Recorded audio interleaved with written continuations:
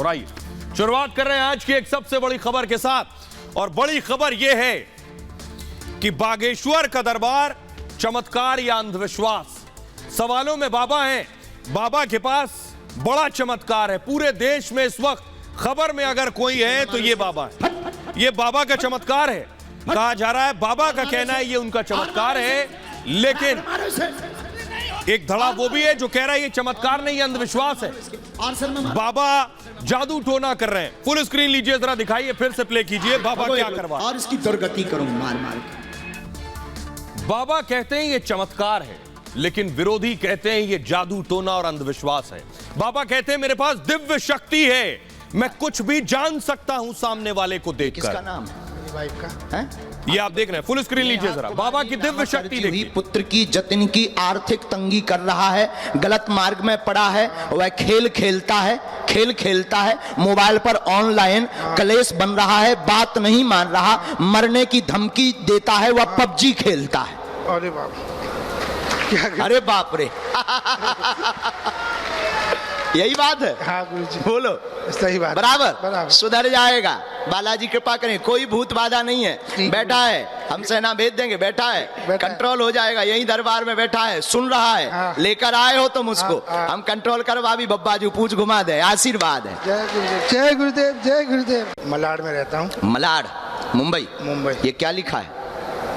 नेहा कुमारी। ये किसका नाम है? मेरी वाइफ का है, आपकी पत्नी का। नेहा कुमारी नामक अर्जी हुई, पुत्र की जतिन की आर्थिक तंगी कर रहा है, गलत मार्ग में पड़ा है, वह खेल खेलता है, मोबाइल पर ऑनलाइन कलेश बन रहा है, बात नहीं मान रहा, मरने की धमकी देता है, वह पबजी खेलता है।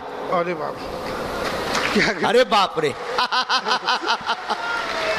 यही बात है। हाँ गुरुजी, बोलो। सही बात, बराबर सुधर जाएगा।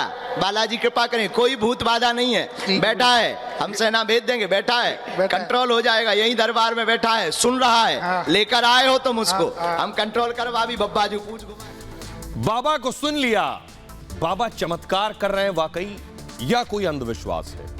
ये आस्था में यकीन रखने वालों को समझना होगा। आस्था और अंधविश्वास में एक बहुत बारीक लाइन होती है। जरा देखिए ये रिपोर्ट, फिर आपको बताएंगे बाबा के बारे में। बाबा आ गए। जय बाबा की, बागेश्वर बाबा, बागेश्वर बाबा।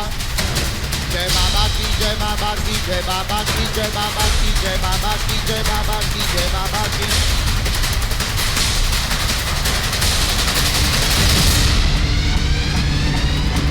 अब उठापटक तेज की जाए। लाल रंग की मराठी पगड़ी पहनने वाले एक तेज तर्रार बाबा चारों तरफ छाए हुए हैं। 26 साल के बागेश्वर बाबा की आवाज चारों तरफ गूंज रही है। वे बोले, लो बागेश्वर सरकार पंडाल छोड़कर भाग गए, जैसे उनके बाप की हमने मूला छुड़ा लिया। वो बाबा समस्या बताने से पहले ही मन की बात जान लेते हैं। तबीयत ठीक नहीं बहन की, परेशान है, जकड़न होती है एवं शरीर चकराता है। पिछले कई दिनों से बाबा पूरे देश में छाए हुए हैं। बाबा वाकई चमत्कार करते हैं या ये अंधविश्वास है? बोलो बागेश्वर बालाजी महाराज की। आखिर कौन है ये बाबा? क्या है बागेश्वर धाम सरकार? धीरेन्द्र शास्त्री की सच्चाई क्या है? अब उनके दावों पर ऐसे सवाल उठ रहे हैं, उन्हें चुनौती दी जा रही है। जितना इन रोगियों के घर वालों को परेशान किया प्रेतों ने, उतना मार मार के इन प्रेतों को परेशान किया जाए सेनापति। अब बाबा पर चमत्कार के नाम पर अंधविश्वास फैलाने के आरोप लग रहे हैं। जादू टोना विरोधी संगठन अंधश्रद्धा निर्मूलन समिति ने शिकायत की है। आरोपों पर बाबा कहते हैं, भारत ऐसा देश है जहां भगवान राम के होने का भी सबूत मांगा गया, अयोध्या का भी सबूत मांगा। सत्य को प्रमाण पत्र की आवश्यकता नहीं, जो है सो है। हम अपना राम का कार्य करेंगे, हमें क्या लेना देना? हाथी चले बाजार, कुत्ता भौंके हजार। हमारे हनुमान जी हैं, बागेश्वर बालाजी हैं।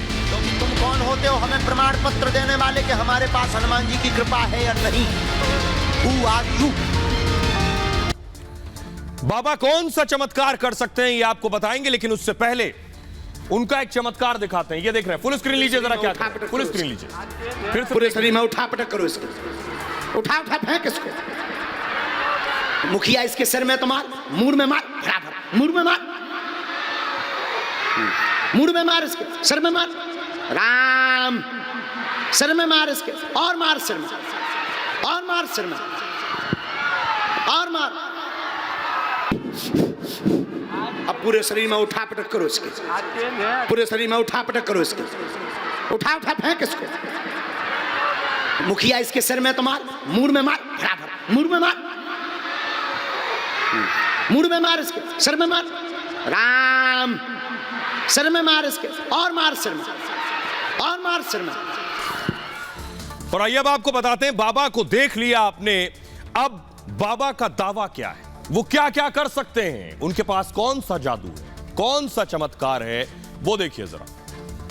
ये बाबा के अलग अलग रूप, अलग अलग अवतार देख लिए आप।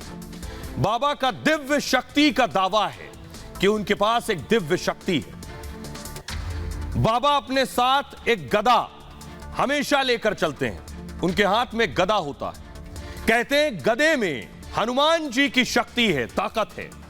चेहरा देखकर बाबा पीड़ा बता देते हैं, दर्द और दुख बता देते हैं, बिना जाने सब कुछ बता देते हैं, सामने वाले का कुछ नहीं जानते फिर भी बता देंगे। दिव्य शक्ति ने उन्हें यह ताकत दी है, उनका कहना है। बाबा को ऊपर से सिग्नल मिलता है, वो कहते हैं ऊपर से कोई बताता है, कोई सिग्नल देता है। सिग्नल से बाबा समस्या जान जाते हैं कि सामने वाले की पीड़ा क्या है, मन की बात जान जाते हैं महाराज तुरंत, और लोगों का मन पढ़ लेते हैं, क्या कहने आया है भक्त। अर्जी लगाओ, बाबा सब जान जाते हैं, मन की बात पर्चे पर लिख कर दे देते हैं, और पर्चे पर समस्या का समाधान भी लिख कर देते हैं। आपको यकीन नहीं होता तो देखिए जरा, मैं आपको दिखाने जा रहा हूं। एक पुलिस वाला बाबा के पास पहुंचा खाकी वर्दी में, और बाबा से समस्या बताई, बाबा ने समाधान भी बता दिया। यह चमत्कार है, अंधविश्वास। जो लोग इसे अंधविश्वास कह रहे हैं, वो क्या कह रहे हैं वो आपको सुनवाऊंगा। पहले बाबा की यह दिव्य शक्ति देखिए। क्या चाहे तो बाबा के पास लाखों की भीड़ लगी रहती है। कैसे करते हैं बाबा चमत्कार, लेकिन आसानी से बाबा के दर्शन भी नहीं होते, बाकायदा अर्जी लगानी पड़ती है। भीड़ देख रहे हैं, ये बाबा खड़े हैं, ये देखिए महिलाएं उनके दर्शन करने के लिए पहुंची हैं। अर्जी कैसे लगती है, अगली तस्वीर दिखाई जरा। ये जो आप देख रहे हैं, ये नारियल है, नारियल। अर्जी लगाने से पहले बाबा के दर पर नारियल जाकर टांगना पड़ता है, उसके बाद नंबर आता है। आइए आपको बताता हूं बाबा के दर्शन करने की प्रक्रिया क्या है, कैसे कौन बाबा तक पहुंच सकता है, और बाबा के चमत्कार के पीछे सच क्या है। देखिए जरा, ये आप देख रहे हैं, बाबा के पीछे आपको नारियल नजर आ रहे हैं, लाल कपड़े में, पीले कपड़े में, काले कपड़े में। बाबा से मिलने के लिए अर्जी लगानी होती है, और अर्जी लगाने का तरीका बहुत अनोखा है। तरीका यह है कि कपड़े में बांधकर नारियल लटका दीजिए, और नौकरी, बीमारी या बिजनेस का मामला है तो लाल कपड़े में लटकाइए नारियल। भूत प्रेत या काली शक्ति का मामला है तो काले कपड़े में नारियल लटकाइए। शादी नहीं हो रही है तो पीले कपड़े में अर्जी लगाइए, और कपड़े में नारियल के साथ 5 लौंग भी बांधते हैं। इस अर्जी की कीमत है 30 रुपए। इसके बाद दरबार में अर्जी के लिए एक टोकन बनाते हैं, दर्शन के लिए आने वाले का उसमें नाम पता लिखा होता है, दरबार की तरफ से फोन नंबर भी उसमें लिख दिया जाता है। टोकन को छोटी बच्ची से निकलवाया जाता है, और नाम निकला तो मतलब बाबा से मुलाकात होगी। उसके बाद टोकन निकलने पर फोन पर सूचना दी जाती है कि आपका नंबर लग गया है। तय तारीख पर बाबा के दरबार पर पहुंचना होता है। बाबा समस्या और समाधान का पर्चा बना देते हैं। पर्चे के साथ धाम में 21 बार पेशी मत्था टेकना होता है। पेशी के लिए मंगलवार या शनिवार का दिन तय किया जाता है। मंगलवार और शनिवार को लाखों लोग पहुंचते हैं बाबा के दर्शन के लिए। पेशी के लिए 5-5 घंटे तक कतार में खड़ा होना पड़ता है।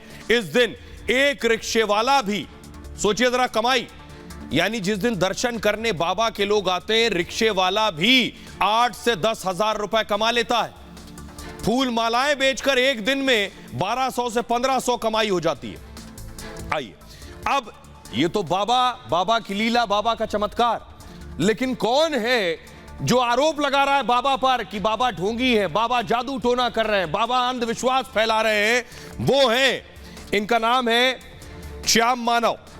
श्याम मानव ने नागपुर में ये अंधविश्वास को इन्होंने चुनौती दी है। नागपुर से ये जादू टोने के खिलाफ इन्होंने बाकायदा बागेश्वर बाबा के खिलाफ मुकदमा दर्ज कराने के लिए शिकायती चिट्ठी भेजी है। इन्होंने कहा बाबा जो कुछ कर रहे हैं वो गलत और झूठ है। बागेश्वर धाम सरकार पर सवाल उठे। नागपुर की संस्था ने पुलिस को शिकायत दी है।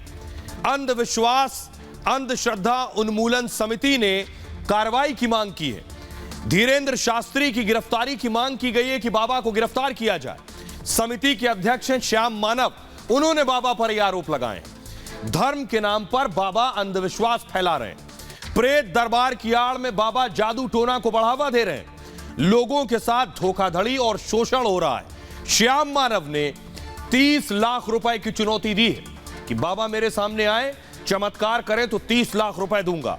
श्याम मानव ने कहा बाबा चमत्कार करके दिखाएं, वो सही साबित हुए तो हम 30 लाख रुपए दे देंगे। बाबा 2 दिन पहले ही कथा खत्म करके गए हैं और श्याम मानव के आरोपों पर बाबा ने जवाब दिया है।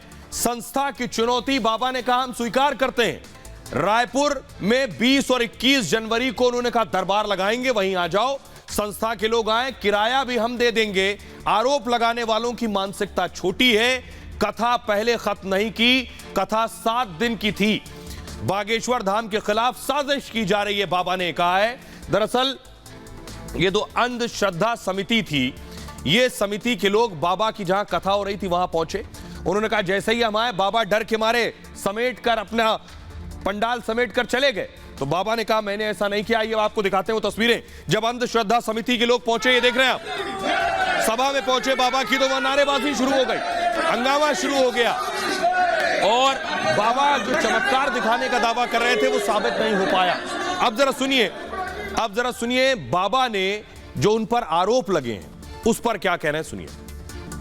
अगर वो कहते भगवान होते या नहीं हमें अनुभव करना है। बागेश्वर बालाजी का 2 दिन दरबार लगा, आप नहीं आए। 7 दिन का दरबार लगा, आप नहीं आए। हमारे पास टाइम रहेगा, हम फिर आएंगे। लेकिन रायपुर में 20 और 21 तारीख को पुनः दरबार है, किराया हम देंगे। आपकी चुनौती हमें स्वीकार है। Welcome to you Raipur. क्योंकि हमारी कथा 7 दिन की थी, हमारे पास प्रमाण है, प्रूफ है। 3 तारीख को हम पहले ही ये कह चुके कि हम 7 दिन की कथा है। सब कथाएं हमने 2-2 दिन की काट दी। ठीक है, तो हम आपको कहेंगे श्याम मानव जी, आपको अनुभव करना है तो दरबार में रायपुर में आइए, आगे बागेश्वर धाम पर लगेगा, वहां आइए। बाबा को सुन लिया, बाबा का एक रूप आपने देख लिया। बाबा चमत्कार करते हैं, चमत्कारी हैं बाबा, यह अंधविश्वास और जादू टोना है। लेकिन बाबा बने कैसे? बाबा एक सामान्य नागरिक, एक सामान्य परिवेश में रहे पले बड़े। पंडित धीरेन्द्र कृष्ण शास्त्री इनका असली नाम है। 1996 में छतरपुर के गढ़ा में इनका जन्म हुआ। पिता इनके पुरोहित थे और इसी से भरण पोषण होता था घर में। मां दूध बेचकर परिवार के लिए पैसे कमाती थी। इसी दौरान धीरेन्द्र शास्त्री जी गांव में कथा सुनाने लगे और 2009 में अपनी पहली भागवत कथा की इन्होंने। इसके बाद ही आसपास धीरेन्द्र शास्त्री जी प्रसिद्ध हो गए। धीरेन्द्र में बचपन से प्रभावित करने की एक क्षमता थी लोगों से बातचीत में। पंडित धीरेन्द्र ने शंकर जी के प्राचीन मंदिर को चुना और धीरेन्द्र गर्ग इसी मंदिर में पूजन और पाठ करने लगे। 2016 में गांव के लोगों ने एक विशाल यज्ञ किया और इसी यज्ञ में बालाजी महाराज की मूर्ति की स्थापना की गई। तभी से यह स्थान बागेश्वर का मंदिर कहा जाने लगा। दूर दूर से लोगों का यहां आना शुरू हो गया था उसके बाद, और लोग बढ़ने लगे तो बागेश्वर मंदिर बागेश्वर धाम बन गया। इसके बाद बाबा ने यहां दरबार लगाना शुरू कर दिया और इसी दरबार में लोग अपनी पीड़ा सुनाने के लिए आते हैं। पीड़ा बताने से पहले ही बाबा सब कुछ लिख कर बता देते हैं उसके बारे में। बाबा के 2 भाई और 1 बहन है। भाई का नाम सालिक, बहन का नाम है रीता, पिता का नाम है राम कृपाल गर्ग, मां का नाम है सरोज। लेकिन मैं आपको बताऊं, बाबा पर जो शख्स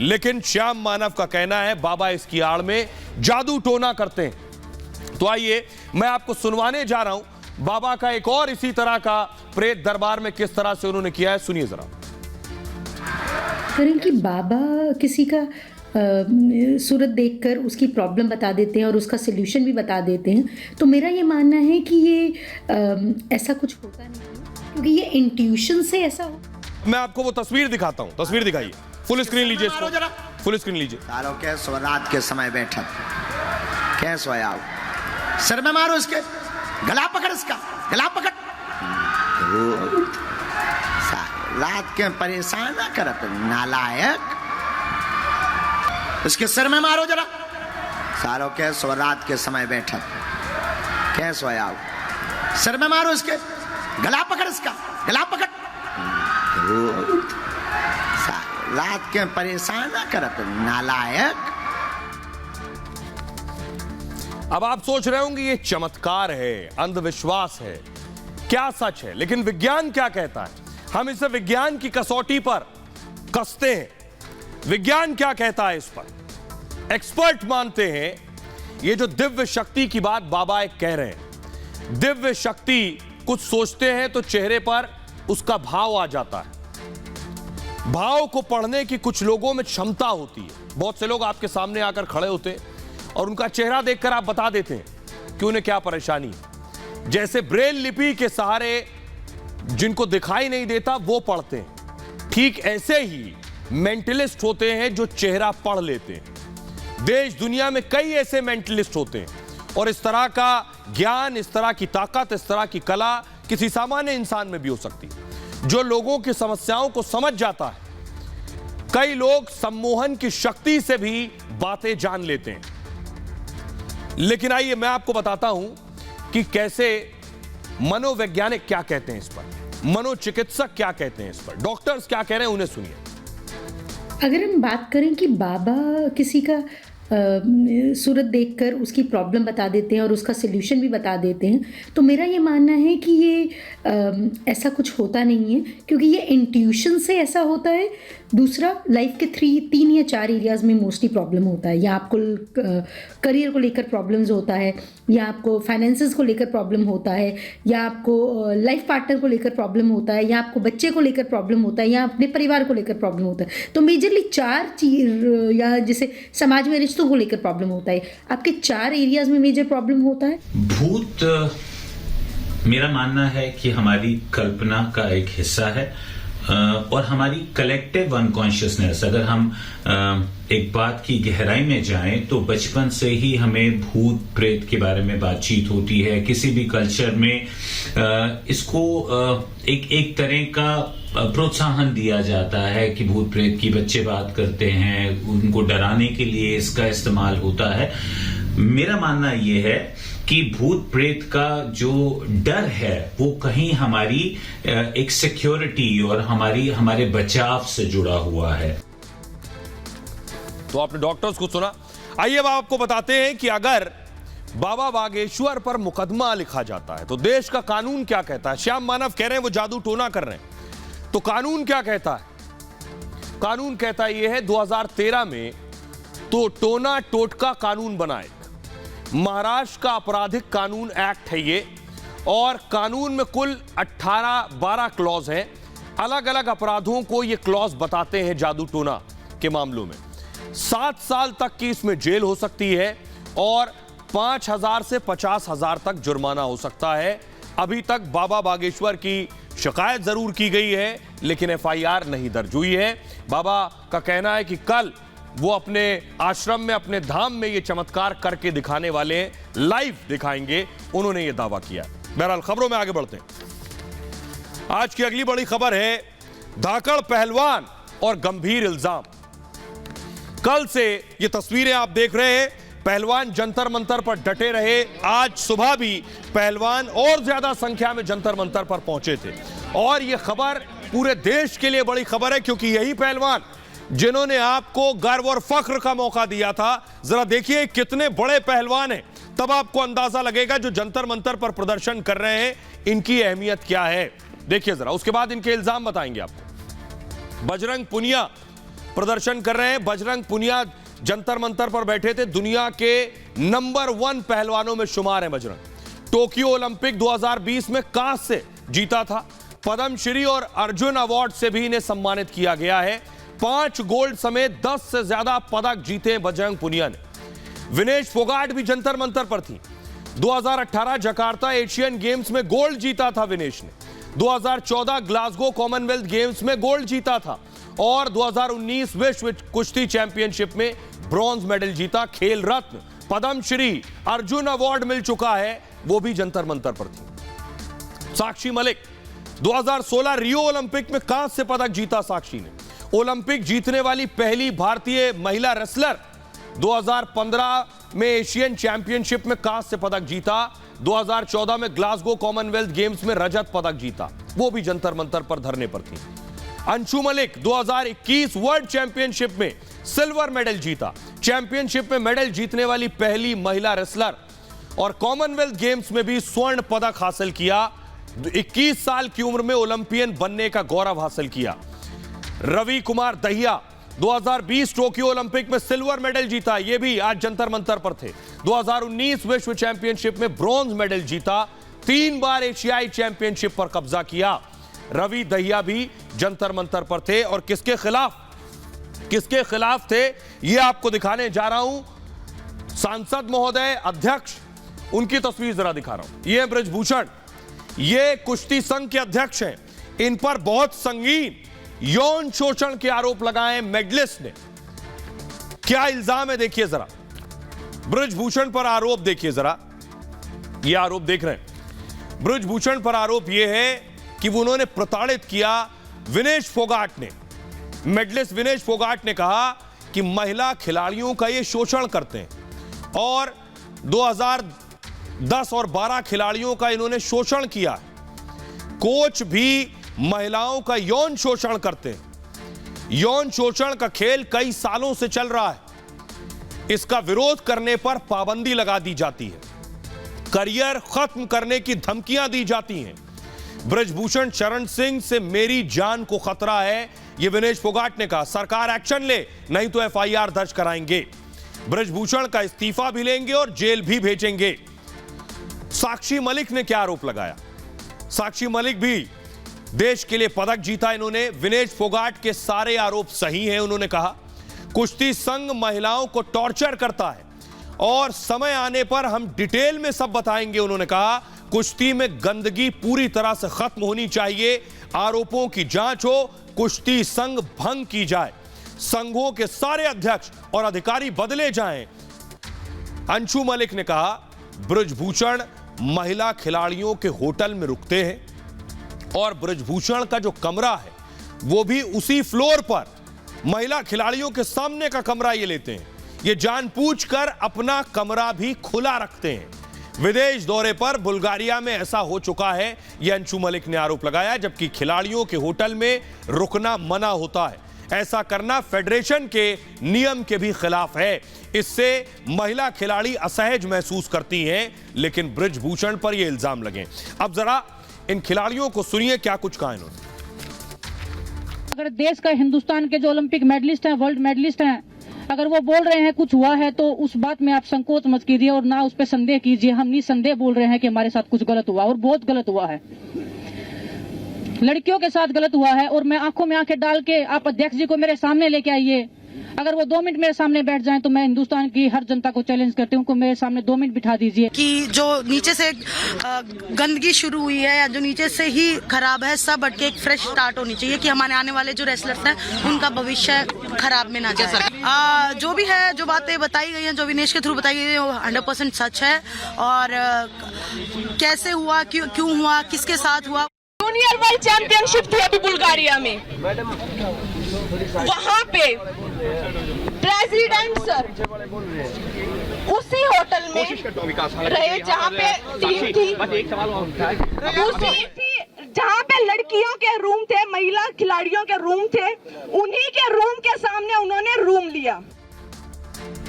तो अब मैं आपको दिखाता हूं कि ब्रजभूषण हैं कौन। जो कुश्ती संघ के अध्यक्ष हैं, उनकी एक तस्वीर देखिए जरा। उनके तेवर देखिए, उन्होंने कैसे एक खिलाड़ी को तमाचा मार दिया था मंच पर, ये देखिए थप्पड़ रसीद कर दिया बीच मंच पर सबके बीच। अगली तस्वीर दिखाई जरा। ब्रजभूषण वही हैं जिन्होंने राज ठाकरे से कहा था अयोध्या में मत दिख जाना। आइए अब इनका पूरा तारुफ कराते हैं आखिर कि आखिर कौन है ब्रजभूषण, कहां से आते हैं, कहां से चुनाव लड़ते हैं और आखिर राजनीतिक रसूख क्या है। ब्रजभूषण शरण बीजेपी के सांसद हैं और उत्तर प्रदेश के कैसरगंज से लोकसभा सांसद हैं। 65 वर्षीय ब्रजभूषण 6 बार सांसद चुने गए। 1991 में पहली बार लोकसभा पहुंचे थे, उसके बाद 99 में, 2004 में, 2009 में, 2014 में, 2019 में भी जीते। 1998 में पहली बार बीजेपी में शामिल हुए और उसके बाद 2009 में समाजवादी के पार्टी के टिकट पर भी चुनाव जीत चुके हैं। ब्रजभूषण शरण सिंह अपने जमाने में पहलवान भी थे और 2011 से भारतीय कुश्ती महासंघ के अध्यक्ष हैं। 2019 में तीसरी बार कुश्ती महासंघ के अध्यक्ष बन गए। ब्रजभूषण शरण सिंह बाहुबली माने जाते हैं और इसके अलावा ब्रजभूषण सिंह का विवादों से पुराना नाता है। आइए अब आपको सुनवाते हैं। यौन उत्पीड़न के अलावा कई और आरोप भी उन पर लगे हैं। इन इल्जामों पर ब्रजभूषण क्या कह रहे हैं, सुनिए। देखिए 10 साल 12 साल हो गया मुझे कुश्ती से जुड़े हुए, आज तक कोई आरोप नहीं लगा और आरोप लगाया भी तो अंधेरे में तीर चलाया, ये भी नहीं कहा कि सामने कौन है। अभी ये सारे खिलाड़ी मिलते हैं, मिल करके गए हैं, कभी इन्होंने कोई शिकायत नहीं की। आपसे मिले थे रिसेंटली? हाँ मिले थे, सब मिला करते हैं। अभी साक्षी मलिक मिल करके गई थी, विनेश भी मिला करती है, ये भी अपना ये क्या नाम है अपना ये बजरंग भी मिला करते हैं, अभी मिल करके गए थे, बातचीत हुई थी। हम लोग खिलाड़ियों को भी सहमत, कोई निर्णय लेने के पहले खिलाड़ियों को भी विश्वास में लेते हैं। नहीं, मैंने कभी किसी के खिलाफ कार्रवाई नहीं की। जो कार्रवाई विनेश के खिलाफ हुई थी वो ओलंपिक जो अनुशासन समिति थी उसको मैंने आश्वासन दिया था और कस्टूम ना पहनने को लेकर के थी। हाय, ये सब कुछ हंगामा 2 दिन से चलता रहा। जो पहलवान थे वो जंतर मंतर पर मौजूद थे और उसके बाद पहलवानों को खेल मंत्रालय बुलाया गया कि आइए बातचीत करते हैं और इस मामले को किसी तरह सुलझाते हैं। तो वो जो पहलवान जंतर मंतर पर थे ये स्पोर्ट्स मिनिस्ट्री पहुंचे, खेल मंत्रालय। वहां जाकर क्या हुआ ये आपको बताते हैं कि और आगे की तैयारी क्या है, कि आगे क्या एक्शन लिया जाएगा जिसके बाद ये खिलाड़ी वापस धरने से उठेंगे। तो सबसे पहले देखिए आज सरकार ने एक्शन क्या लिया। खेल मंत्रालय पूरी तरह से एक्शन में है इस पर। खेल सचिव ने पहलवानों के दल से मुलाकात की, इसमें विनेश, साक्षी और बजरंग पुनिया शामिल थे। खेल सचिव और पहलवानों में 1 घंटे तक बैठक चली। खेल मंत्रालय के अफसरों ने इनकी सारी बातें सुनी हैं, उचित कार्रवाई का आश्वासन इन्हें दिया है और इससे पहले खेल मंत्रालय ने नोटिस जारी किया था और 72 घंटे के भीतर कुश्ती संघ से जवाब मांगा था। जवाब नहीं देने पर सीधी कार्रवाई की चेतावनी भी दी थी। इस बीच महिला कुश्ती कोचिंग कैंप रद्द हो गया है। यह कैंप 18 जनवरी से उत्तर प्रदेश के लखनऊ में शुरू होना था, जिसमें 41 महिला पहलवान और 13 कोच हिस्सा लेने वाले थे। खबर यह भी है कि ब्रजभूषण सिंह इस्तीफा दे सकते हैं। फेडरेशन की आपात बैठक भी में इस्तीफा दे सकते हैं। अयोध्या में 21 से 23 जनवरी के बीच यह बैठक होनी है। अब आपको सुनवाते हैं खेल मंत्री अनुराग ठाकुर ने क्या कुछ कहा।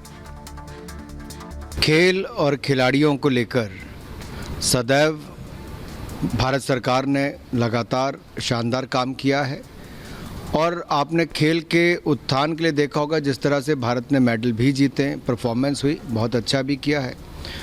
फेडरेशनों में सुधार लाने के लिए भी लगातार काम हुए हैं और जो आरोप लगे हैं, मैं तो यही कहूँगा खिलाड़ियों ने जो आरोप लगाए वो गंभीर किस्म के हैं और उसका संज्ञान लेते हुए भारत सरकार ने, खेल मंत्रालय ने तुरंत कार्रवाई करते हुए रेसलिंग फेडरेशन ऑफ इंडिया को नोटिस भी दिया, 72 घंटे के अंदर जवाब भी मांगा है। और ये देश के वो बड़े खिलाड़ी जिन्होंने देश का मान बढ़ाया है, गोल्ड मेडलिस्ट अभिनव बिंद्रा जैसे खिलाड़ी, जब उन्होंने देखा कि उनके अपने खिलाड़ी प्रदर्शन कर रहे हैं, धरने पर बैठे हैं जंतर मंतर पर, तो उन्हें बहुत अफसोस हुआ। क्या कहना है वो उन्हें सुनिए। हमारी उम्मीद प्रधानमंत्री जी से और गृह मंत्री जी से है कि वो हमारी बात सुनेंगे। देखिए, लड़कियों ने जो बात बोली है मीडिया के सामने, तो वो बहुत बड़ी बात है और कोई अपनी इज्जत के साथ नहीं खेलता। और जो आज हमारे साथ खड़े हैं ना, उनका कैरियर 20-20 साल की लड़कियां भी हमारे साथ, तो उनका कैरियर बहुत लंबा है रेसलिंग का। हम बात करेंगे प्रधानमंत्री जी से, गृह मंत्री जी से रिक्वेस्ट है, वो हमारी, क्योंकि वो खिलाड़ियों से बहुत प्यार करते हैं, हमेशा हमारा सपोर्ट किया उन्होंने। जांच तो जरूर होनी चाहिए, और रही बात ये चीज़ सही है गलत है, इसके लिए जांच होनी चाहिए। और हम जो है अपना आगे की जो बातचीत है वो पीएम सर के आगे रखेंगे। हमारे खेल मंत्री हैं उनके हमारे जो गृह मंत्री अमित शाह सर जी उनके आगे रखेंगे। पहले तो क्या था, साइड चलता था थोड़ा, आपको पता है, थोड़ा साइड। अब क्या होगा था, बिल्कुल सरेआम, कोई मतलब किसी का डर ही नहीं। मतलब देखिए, जब सुप्रीम कोर्ट या हाई कोर्ट में जाएंगे या हम मोदी जी के पास जाएंगे तो हम सब सबूत के साथ जाएंगे। जब तक हमारी बात का सोल्यूशन नहीं होता और जब तक श्री ब्रजभूषण जी इस्तीफा नहीं देते, तब तक हम यही हैं। लड़कियों पर तेविश की नज़र बहुत गंदी है। ब्रजभूषण के बारे में? हाँ, बिल्कुल। तो ये तो जो कोच जो रहे हैं, जो हरियाणा में, राजस्थान में, यूपी में, बिहार में, मध्य प्रदेश में जो कोचेज हैं, उनसे पूछिए आप, बगैर जो इंटरव्यू के उस बता देंगे आपको सच्चाई क्या है। और आइए आपको बताता हूं कि कैसे इस मंच पर भी सियासत हो रही थी। तस्वीरें दिखा रहा हूं मैं आपको। वृंदा खरात सीपीआईएम की नेता पहुंच गई और मंच पर बैठी थी। मैडम प्लीज, आपसे रिक्वेस्ट है। आवाज सुन रहे हैं आप? कहा जा रहा है मंच से उतर आइए। फुल स्क्रीन लीजिए जरा इस तस्वीर को। जी मैडम प्लीज, आपसे रिक्वेस्ट है, आपसे रिक्वेस्ट है मैडम प्लीज, आप नीचे आ जाइए मैडम प्लीज, आपसे रिक्वेस्ट है मैडम प्लीज। इसको मैडम प्लीज, इसको राजनीति मुद्दा वृंदा खरात, प्लीज। वृंदा खरात को आप देख रहे हैं, आप नीचे चले जाइए प्लीज, प्लीज मैडम नीचे। वृंदा खरात पहुंच गई थी खिलाड़ियों के मंच पर। खिलाड़ियों ने उतार दिया कि नीचे जाइए, यहां सियासत मत करिए, मंच से उतार दिया। प्लीज, आपसे रिक्वेस्ट है, आपसे रिक्वेस्ट है मैडम प्लीज, आप नीचे। राइट, आपको बताते हैं कि आखिर मंच पर हुआ क्या। वृंदा खरात जब पहुंची, तस्वीर भी आप देख रहे हैं, वृंदा खरात सियासत करने पहुंची थी। उन्हें लगा बिल्कुल सही मौका है, खिलाड़ियों के नाम पर सियासत की जा सकती है। उनके साथ पार्टी के कुछ कार्यकर्ता भी गए थे और माकपा कार्यकर्ता बैनर पोस्टर लेकर गए थे। तैयारी इतनी थी, वो मंच से खिलाड़ियों को संबोधित करना चाहती थी, लेकिन जैसे ही मंच पर पहुंची खिलाड़ी भड़क गए। उसके बाद पहले तो खिलाड़ियों ने मंच से कहा नीचे उतर जाइए आप, इसको सियासी अखाड़ा मत बनाइए, ये हमारी खिलाड़ियों की परेशानी है, समस्या, इसका समाधान हमें चाहिए। लेकिन वृंदा खरात नहीं मानी, मंच पर खड़ी रही, जिसके बाद धरने पर बैठे खिलाड़ी और भड़क गए और खिलाड़ियों ने उन्हें तुरंत मंच से उतरने के लिए कहा। बजरंग पुनिया ने कहा यह सियासी मंच नहीं है और हम अपनी लड़ाई खुद लड़ेंगे, हमें किसी सियासतदान की जरूरत नहीं, इसे राजनीति का अड्डा ना बनाएं। आपसे अनुरोध है कि आप मंच से उतर जाएं, यहां आपको माइक पर बोलने नहीं दिया जाएगा। खिलाड़ियों के समर्थन के लिए आपका धन्यवाद, और लेकिन बैठना है तो मंच पर नहीं, नीचे जमीन पर सामने बैठिए। आइए अब आपको सुनवाता हूं, सुनिए जरा सियासतदान क्या कह रहे हैं। देखिए, वो विषय ध्यान में आया है और जिस प्रकार से वो सारी डेवलपमेंट हुई है, जो हमारा खेल मंत्रालय है, केंद्र सरकार, उन्होंने उस पर नोटिस लिया है। 72 घंटे के अंदर अंदर जो ये हमारा खेल संघ है, भारतीय कुश्ती संघ, इनको एक प्रकार से जवाब देने के लिए कहा है, उसका जवाब देंगे। सारी बातें बहुत गंभीरता से ली गई हैं। तो खेल मंत्रालय भी पूरी तरह से एक्शन मोड में है और खेल मंत्री खुद खिलाड़ियों से मिलने वाले हैं।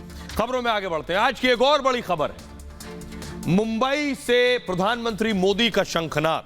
तस्वीर में आपको दिखाने जा रहा हूं, दक्षिण पर फोकस था।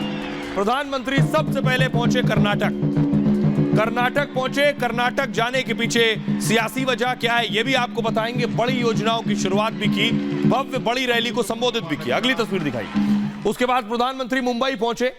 मुंबई में मेट्रो का उद्घाटन किया पीएम मोदी ने और यहां के बाद सीधे एमएमआरडीए ग्राउंड पहुंचे। अगली तस्वीर दिखाई। एमएमआरडीए ग्राउंड में आप देख रहे हैं, पहली बार शिंदे के मुख्यमंत्री बनने के बाद पहली बार पीएम मोदी पहुंचे मुंबई। लेकिन सवाल यह है कि प्रधानमंत्री नरेंद्र मोदी के लिए बहुत जरूरी है 2024 में कर्नाटक भी और महाराष्ट्र भी। और मुंबई इसलिए क्योंकि वहां बीएमसी के चुनाव भी होने। जरा रिपोर्ट देखिए पहले। ಅಭೂತಪೂರ್ವವಾದ ಕ್ಷಣ ಸನ್ಮಾನ್ಯ ಪ್ರಧಾನಮಂತ್ರಿಗಳಿಗೆ thank you very much. Drum बजाया, विपक्ष का भ्रम भगाया। 24 जीत का नया प्लान बनाया। यह मोदी का मास्टर स्ट्रोक है। चुनौती जहां सबसे बड़ी, वहीं मोदी की मेहनत सबसे कड़ी। भाजपा और एनडीए की सरकारें कभी विकास के कार्यों पर ब्रेक नहीं लगाती, लेकिन हमने पहले के समय मुंबई में ऐसा होते बार बार देखा। 24 के रण में बीजेपी के सामने सबसे मुश्किल चैलेंज दक्षिणी राज्य और महाराष्ट्र में है। कर्नाटक में तो इस साल विधानसभा चुनाव भी है और अगले साल महाराष्ट्र में है। तो चुनौती का झंडा लेकर मोदी रण में उतर चुके हैं। वो विकास की सौगात भी दे रहे हैं और आम जनता का साथ भी। सबका भी लोग एक झलक पाने के लिए वहां पर प्रधानमंत्री नरेंद्र मोदी का इंतजार कर रहे हैं। बाकी पार्टियां जहां अभी जोड़ तोड़ की राजनीति में ही उलझी हैं, आपका वहीं मोदी मिशन पर उतर चुके हैं। मिशन विजय का और मकसद देश के विकास का। आइए अब मैं आपको बताता हूं कि प्रधानमंत्री नरेंद्र मोदी महाराष्ट्र पहुंचे और मिशन क्या है।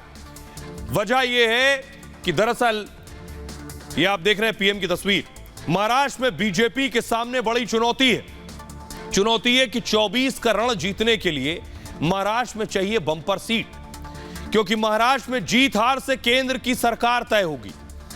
यूपी के बाद सबसे ज्यादा सीट अगर किसी राज्य में है लोकसभा की तो वो महाराष्ट्र में 48, यूपी में 80 और महाराष्ट्र में 48 है। लेकिन 2019 में बीजेपी ने महाराष्ट्र में 23 सीटें जीती थी और 2019 में शिवसेना को 18 सीट मिली, यानी 23 बीजेपी को 18 शिवसेना को। तब बीजेपी और शिवसेना एक साथ मिलकर चुनाव लड़े थे गठबंधन में।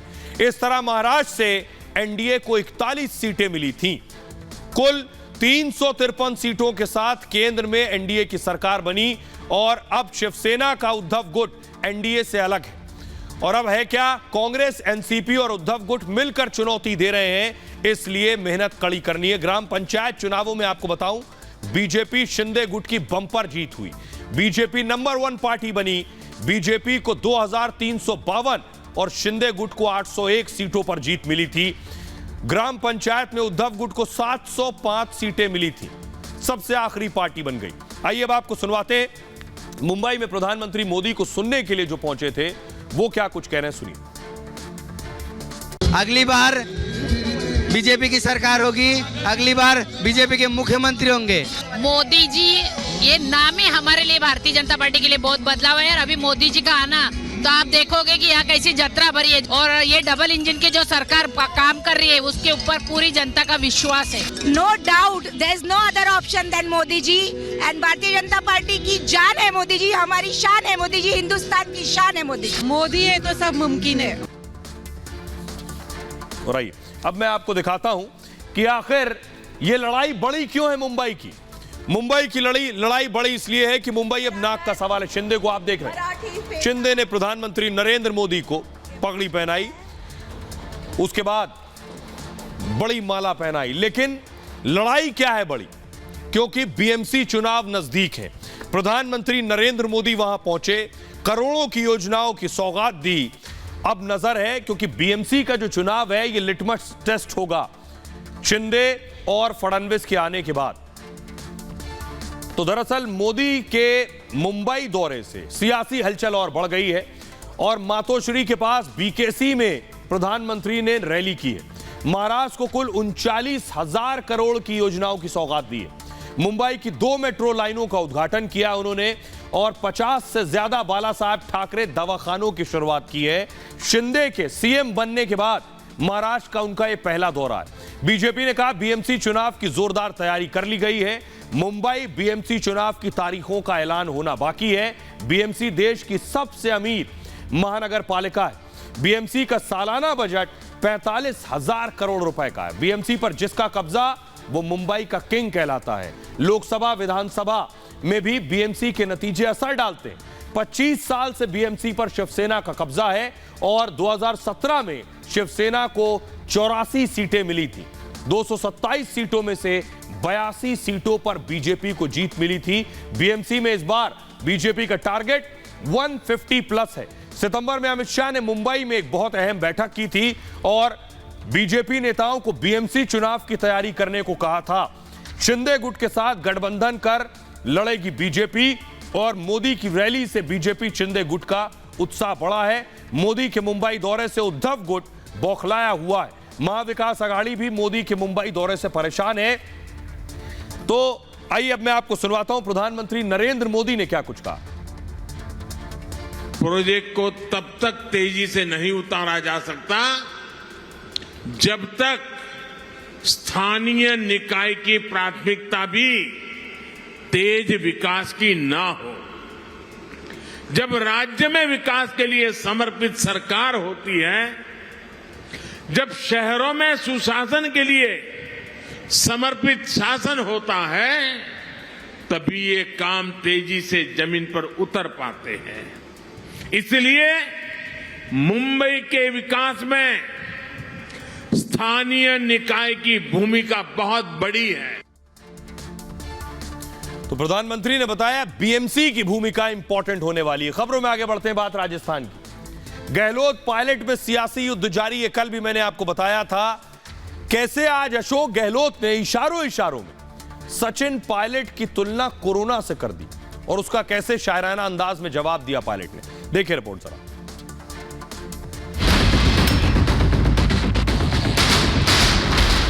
राजस्थान में भारत जोड़ो यात्रा के खत्म होते ही गहलोत और पायलट के बीच कोल्ड वॉर शुरू हो गया है। दोनों नेता एक दूसरे का नाम नहीं ले रहे, लेकिन जब भी मौका मिलता है जुबानी जंग शुरू हो जाती है।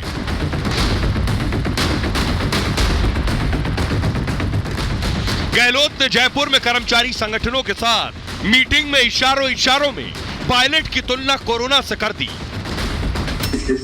मिला क्या हुआ इस बार अभी कोरोना आ गया, एक बड़ा कोरोना और आ गया हमारी पार्टी के अंदर, एक बड़ा कोरोना और आ गया हमारी पार्टी के अंदर।